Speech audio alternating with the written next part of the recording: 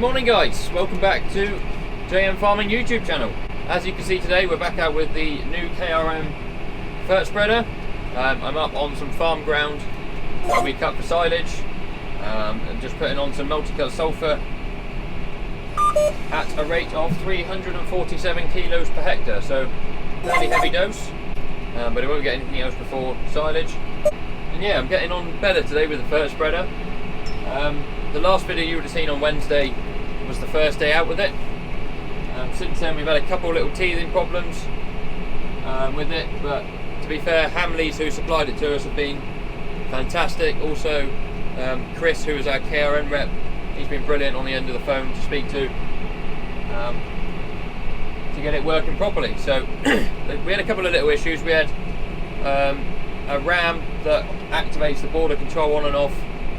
The motor on that one burnt out. I think it hadn't been set in the right place from the factory, and also we were missing a couple little bulbs that join the shutter on the ram to a plate which controls your section control. So that was stopping the product flowing through the machine properly. But again, Hamleys came out with the bulbs, put them in, and we're away. So it's all been going well since then. The tractor then did try and throw a spanner in the works this morning, and the GPS wouldn't communicate with the spreader and wouldn't let me pick the field I'm in on the map. But again, I rang Mason's, which is our John Deere dealer. They taught me through doing a reboot on it, changed a couple little settings, and we got that one going as well. It does help if I press start on the machine before I start the long work there.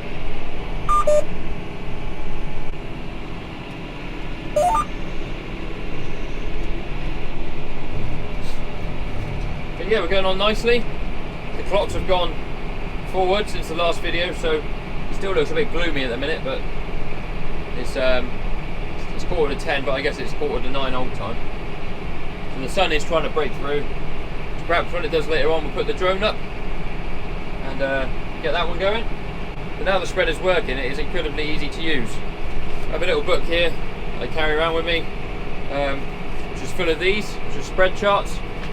So you go to the contents of the book, you find the product you're spreading, you find the relevant chart, you put a standard calibration figure into the machine, and then it works off, and then it knows how much to spread. So you put the calibration figure in, tell it how much you want to spread, and then as it's going along it works out how much you're spreading over how big an area, how fast you're travelling. It does all the rest itself. So I'm a bit of a steering wheel attendant now. Right, so I just finished this field I'm in. I just wanted to show you a couple of things quickly. So on the Isobus screen here, if I go to the home page, this is what I see when I'm spreading. So down here on my controller I've got 6.17, so that's the area I've spread. I can then go onto this button here and see how much product I've spread, which is 2,047 kilos. And if I get my phone out, doesn't recognise my face, do 2,047 kilograms divided by 6.17 hectares, it's equal to 331 kilos a hectare.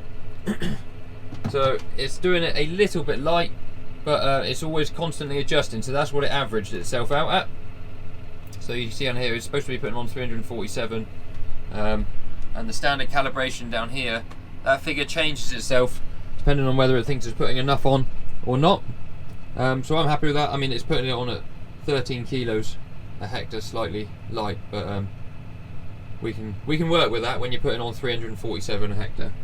I'm going to head back to the yard. I'm going to fill up again, come back up. I've got a couple more fields up here to do. Hopefully we'll get the drone out before the sun comes out. We can have a proper look at the machine. Now I've got a bit used to it, I'll give my 1 week opinion on it. So I'm back in the yard. This is what I've already spread, so I'm going to delete that so that I know when I spread the next field exactly how much I spread, because that is as accurate as it gets. If you go off what the machine says on the John Deere, it just takes in your target rate and your area spread and does a calculation based on that. So you can see we got nearly 3 ton in the hopper. I put 4 bags on top of what we had left, so we're going to go and spread a bit more. Good little thing about this, when you fill it up, comes up with a screen saying you filled up the machine, is this correct, how much you filled up? So you press accept, so that's good, so it knows you filled it up. It then comes up with a warning to warn you, have you folded up your ladder on the back, because if you don't and you leave it down, you can be dragging it on the floor. So I have done that, so that's all good. We'll go back to the field and we'll get spreading. Guys, we're back out spreading. I did put the drone up just now. I don't know whether I've put the footage in already or not, but it's just started raining, so I've done one lap around this field and I had the drone in the air, and then we had quite big spots of rain, so I thought I'd better get it out of the air pretty quick. But what I wanted to try and show was the difference of this thing spreading in border mode and normal, what we're doing now. Because instead of having a disc like some of the other spreaders do, like our old one, a deflection disc, the way the KRM works is the discs just spin the opposite way, so that the fertilizer goes through the back of the vanes, and you run it at a different speed to what you run the normal mode at. You run it for multi-cut sulfur that we're spreading now, you run it at 450 RPM instead of 540. Some of the other ferts are different. I know the nitrogen you run at about 350 or 370 on border mode. So I was trying to see if I could see on the drone the difference between the two, but rain has sort of stopped play there, which is a bit annoying. Never mind, I'm sure there'll be another opportunity. So for now we'll just keep spreading. You've got to be a little bit careful with this on your speed. So although it will adjust your fertilizer rate to your speed as you're going along, what it can't account for is the tilt setting on the machine. So in the book here, obviously I can't show you very easy as you're going along, but you have a tilt angle setting on the machine, which you have to do physically on the back. And for multi-cut sulfur, a lot of the time it's on 4, so I think it's on 4 now anyway. It's on 4 until you get to spread setting 7, and we're running at about 5.5, and that's what adjusts as your speed goes. So if I was going faster, the spread setting will get larger so that more of the holes on the bottom of the spreader are open to allow more product through. So you have just got to be a bit careful. It's fine to go faster, but you need to adjust that, or put it on a wider setting on the actual disc itself. But when you're spreading 24 meters at a time anyway, in the size fields we are, there's no need to be rushing around like hooligans. So we'll just keep it on the standard and we'll go a gear slower. There's nothing to worry about. I wonder if I can show you when we get to the end of the run in a minute, when all the sections close. We'll see if you can see. Can you see it here? There's a little marker just there.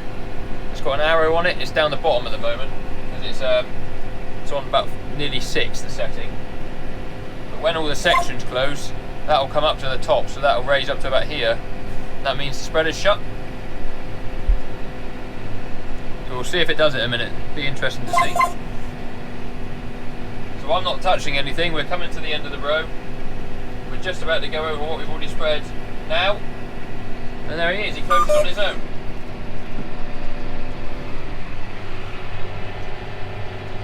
Which makes my life a whole lot easier. Press the auto steer button. The tractor will find its route. Just make sure he's on start. And all the sections are open there. And then that's your spread setting there. So he's on about 5.8, see? So that 5.8 there relates to the number on the graph there. It's really easy when it goes well. So I thought I'd just show you here, we're coming up to a sort of a long triangle here in the field.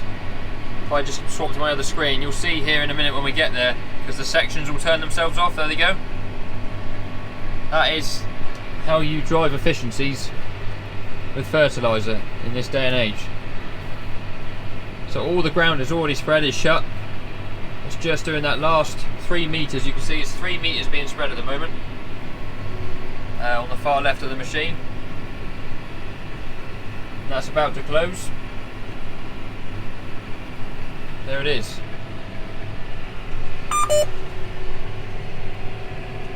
Oh, there's a deer antler. Look at that.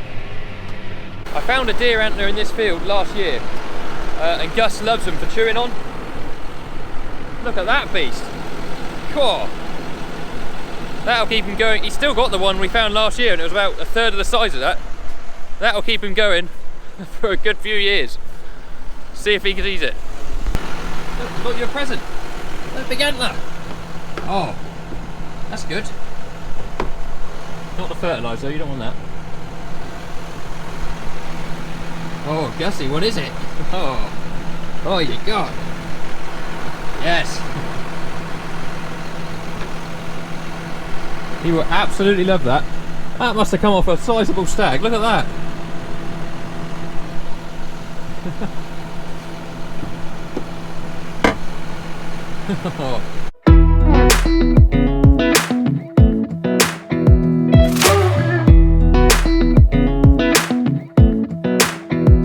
Come a little closer. I wanna dance with you. Everything's moving slower. I don't know what it is you do. I've been looking at you all night, trying to figure you out. I just wanna make you smile. Hold your hand in my hand, looking at the sunset. Man, you're looking good tonight. I wanna kiss you before the sun goes down. It's what you're doing, it's making me feel like I'm falling. And when you're moving, I can hear my calling. There's no one else here that I see but you. It's what you're doing, it's making me feel like I'm falling. Yeah, I'm falling in love. Falling in love. You set my wheels in motion. I'm going crazy for you. Eyes blue like the ocean. I can see you want this too. Cause you've been looking at me all night, trying to figure me out. I just wanna let you know. And I ain't playing no games, baby, you won't change. I only want you. I wanna kiss you before the sun goes down. It's what you're doing, it's making me feel like I'm falling. Right, you should have just seen the swim footage. I'm pretty well done up here. I got 100 kilos left in the spreader, so I've adjusted the rate so that it should run out in this, well, when I finish this field, or thereabouts.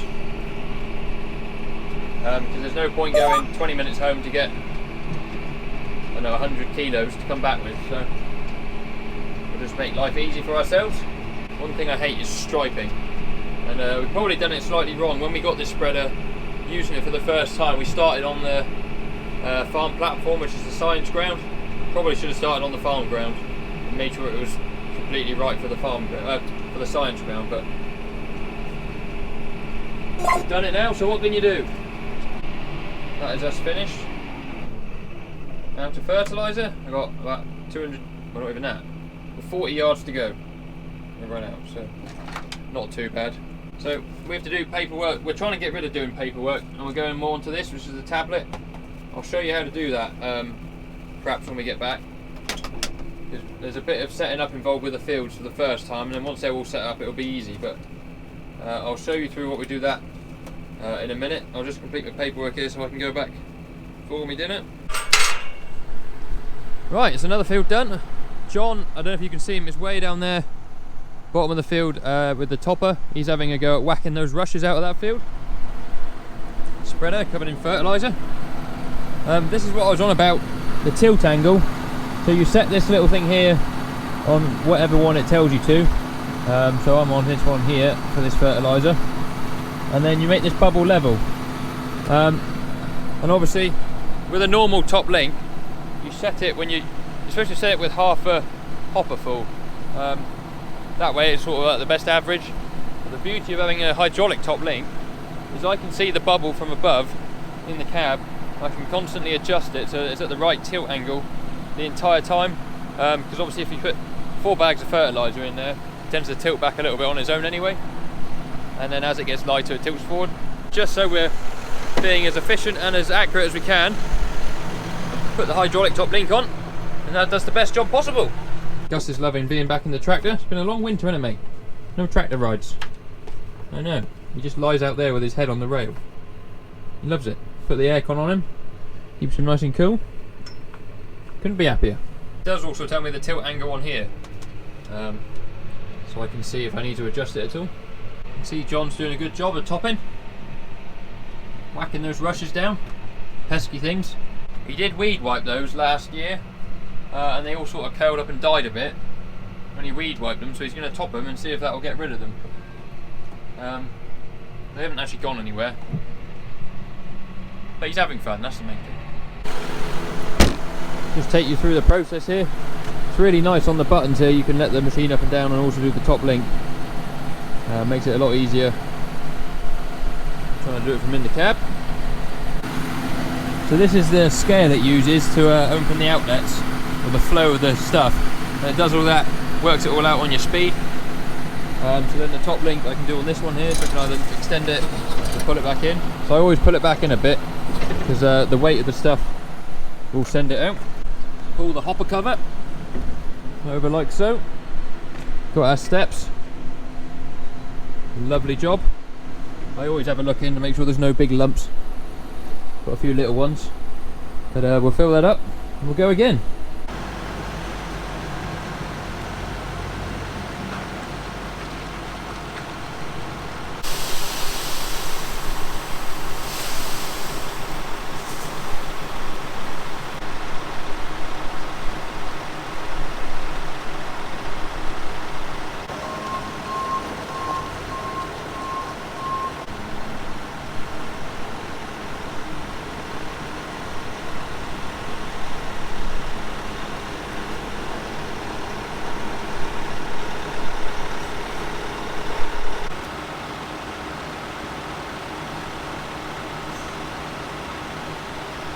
There we are, loaded up. 4 bags in there. If you really wanted to, you could probably get 5 in there, because obviously the hopper cover comes right up over, but that's plenty enough. You can see he sags down a bit when you put weight in him down to the ground. Step up, that's all covered in diesel still from when I washed it off. Now, if anyone hasn't already got one of those bag handlers, if you're loading fertiliser or seed a lot, like we are, I shouldn't do that. It's better, it goes on the outside. I would highly recommend getting one. They are fantastic. I know I contradict myself a bit because I then went and stood underneath the boom, but what I need to do is sort out my knife on a stick. We have got one somewhere, so that I can split the bags from the side rather than having to stand on the ladder on the back. Because the bag handler makes it a hell of a lot safer. The bags are never going to come off the handler anymore, but you should never stand underneath a boom, should you? So I will sort out the knife on a stick that we got so I can do it from the side.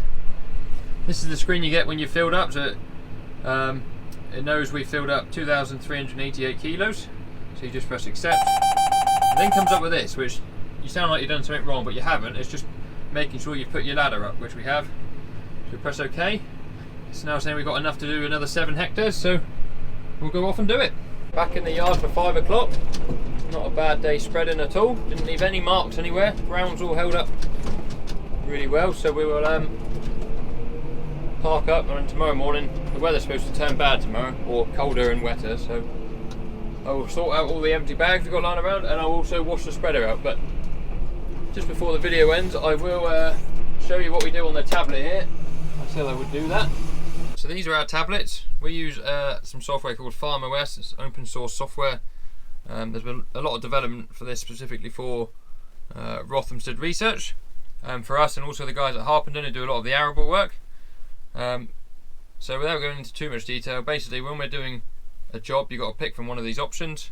So we're doing a fertiliser, and it will take you to the next menu, and then in the plant asset box you choose where you've been spreading to. So if we go to Hollicombe, that was the first field I spread this morning. You select the vehicle you were using, which is there, and the equipment, so KRM spreader. Any of these little red boxes with a star next to them need to have something in them. The rest of them, not so much. Right, so we were using multi-cut sulphur, which is an inorganic fertiliser. There it is. And we were putting on at 347 kilograms per hectare. Make sure that box is ticked. Same number goes in that box. Again, make sure that's on the right quantity. Health and safety, anything about fertiliser, so it can be irritant. It's corrosive on metal. It's obviously highly flammable as well if it gets set on fire.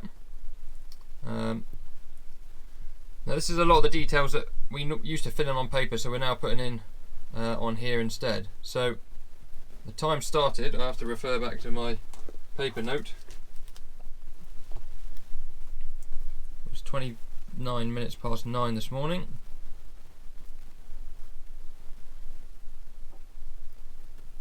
Say set.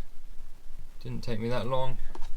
It's round up to the nearest quarter of an hour, so it took me 20 minutes, so we'll put 15 minutes in there.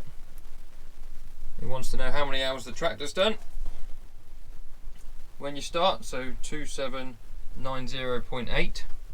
2790.8. Tractor hours when you end. Why didn't I look at that at the same time?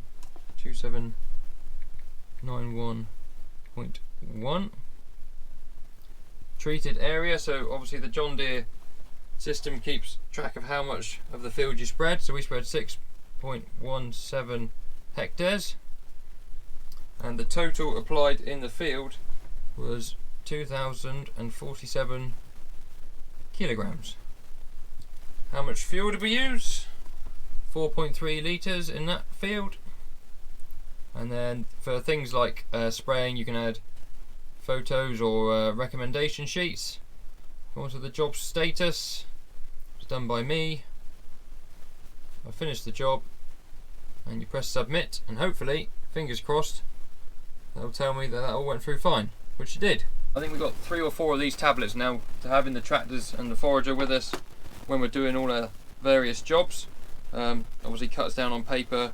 We haven't got to store it all in the office.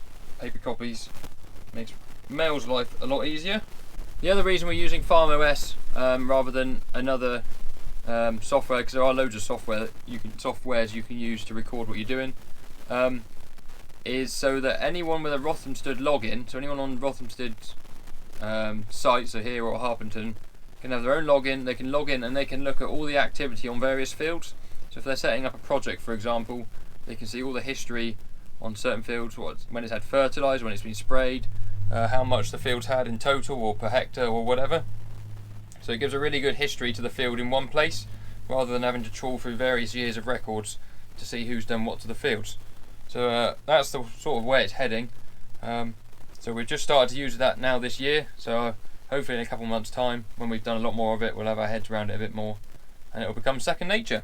That's going to be everything from me today, guys. I hope you enjoyed seeing the drone footage again. I feel like it's a bit rusty flying the drone, but hopefully we'll get better now we'll be using it a bit more. I washed that off in the morning. Tractor to do with a bit of a wash as well, inside and out. So if it's going to be a wet day, I'll do that tomorrow. Gus has enjoyed being back in the tractor. He loves it in there. Got his big antler to take home as well. If you enjoyed the video, please give it a thumbs up. Subscribe to the channel if you haven't already. There's loads of social links in the description you can go and follow as well. There's also a link to the last little bit of merch I got. Loads of you have been buying that recently, which is awesome, so thank you very much for that. And yeah, we'll see you on another video very soon. Cheerio.